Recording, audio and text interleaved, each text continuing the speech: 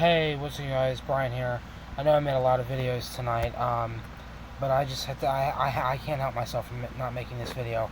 I just made a video the other day talking about this, about how third parties are not spoilers, or about how if the third party candidate wins, it's the candidate's fault, not no one else's fault. Um, yeah. So I really, just I have to say, I've said it a million times. If the Democrats lose, it's not Cornel West or any other third party that runs or independent that runs fault. It's Joe Biden and the Democrats' fault. Same thing on the Republican side. If Donald Trump or Ron DeSantis or even Chris Christie, if they lose, it's not the third party's fault. It's their fault. I'm so sick and tired of this. And there was just a guy on the news saying, "Oh, Jill Stein is a Russian agent." That's, saying Jill Stein is a Russian agent is as bad as saying, "Oh, there were all these mail-in ballots that were sent there that were fraudulent and down in the state of Georgia." Conspiracy theories. All because Hillary Clinton and the Democrats cannot own that they lost the 2016 election to Trump, just like Trump can't own that he lost the 2020 election. It is so irritating, people. I'm just so sick and tired of this. And they're seeing, I've said this. I think at the end of the day, Cornel West is not going to get much traction. I don't think there's an appeal. I think there's an appeal for a third party, but a progressive third party, I don't know. We'll see. I honestly think he'll be like Virgil Good, not get very far. But I'm just so sick and tired of this fake rhetoric. There's a lot of people that say, "Oh, Jo Jorgensen spoiled it for Donald Trump." No, she didn't. Trump spoiled it for Donald Trump. There's also a lot of talk that Jill Stein and Gary Johnson spoiled it for Hillary Clinton. Not true. Hillary Clinton spoiled it for Hillary Clinton. There's talk that Gary Johnson again and Virgil Good spoiled it for Mitt Romney. These candidates spoiled it for themselves. So I want to make a video on that, and not just solely on that, because I made a video solely talking about that, but third parties are not spoilers. Don't let them fool you if they are. If you want to vote for an independent or third party, vote for them, because it's not going to kill democracy or something. If anything, killing democracy is electing initially a far-left, communist, socialist, or electing a fascist, anti-democracy person. That's going to kill democracy. Electing someone like AOC, who's not running for president, but still, if she were, or Gavin Newsom, or even re-electing Joe Biden, or electing Donald Trump, or Vivek Ramaswamy, that's killing democracy. Alright, guys, I just want to talk more about third parties.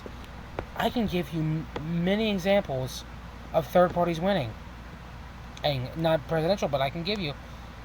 Jesse Ventura, like I've said a million times on this channel, he won in Minnesota with all odds against him. He took on a Democrat and Republican and won. It's a middle-based campaign with new ideas. New ideas like legalizing marijuana and stuff. Lincoln Chafee did it in Rhode Island. And Lisa Murkowski did it. Now, she was not running as a third party, and she was technically running as a Republican, but still, she wasn't even on the ballot. She went up against Democrat or Republican saying, "You should write me on the ballot," and she won. These are perfect examples that third parties can win. Any candidate can win. I mean, Donald Trump, he did not run as a third party, but he initially, how I say this, did it with all odds against him. He got through the Republican primary with odds against him, and then with even more odds against him, won the general election. Yeah. People said, "Oh, he could never be president." For years, people said there was never going to be an African-American president. We had an African-American president who won, not once, but also won re-election with all odds against him. So, I mean, these things are doable. You go back to President Truman, who was a Democrat. He won re-election with all odds against him. People can win. Like, stop counting people out. Third parties can win.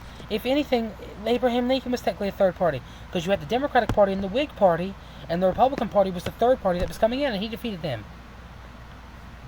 In many cases, Bernie Sanders, he may not have acted like a third party these years, but in Congress and the Senate, as he was a mayor and stuff, he took on Democrats and Republicans and defeated them both. You have the guy from Maine, I forget his name, hold on. Who are the senators from Maine? I found Angus King and Susan Collins. Angus King. He was the governor of Maine and the senator. He took on a Democrat or Republican and defeated him. He doesn't act like an independent, but still, these things can happen. And, if you have a candidate like Trump and Biden who are just uninspiring, a third party can come up and win. So, yeah, guys, I just want to make a video. Third parties are not spoilers. They can win. And I want to give you a prediction.